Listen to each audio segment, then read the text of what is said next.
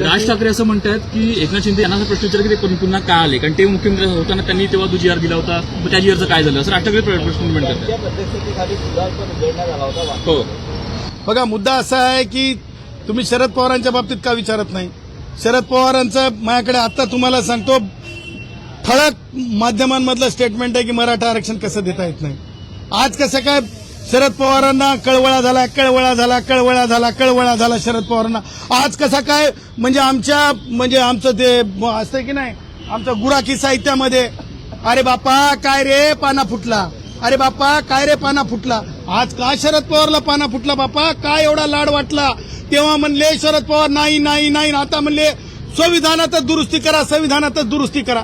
अहो शरद पवार राष्ट्रवादी काँग्रेसचे वयोवृद्ध पुढारी आहेत. तुम्ही तामिळनाडू मागासवर्गीय अनुसूचित जाती जमातीचे लोक जितक्या संख्येनं असतात त्या संख्येचं आरक्षण वाढत गेलेलं असतंय.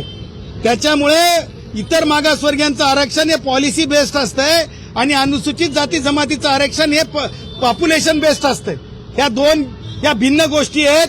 आज आपल्या माध्यमातून तोही खुलासा करतो आणि राष्ट्रवादी काँग्रेसचे वयोवृद्ध पुढारी शरद पवार आणि जे कोणी संविधानात म्हणजे हे करा म्हणतात अमेंडमेंट त्यांच्या ज्ञानात भर घालतो.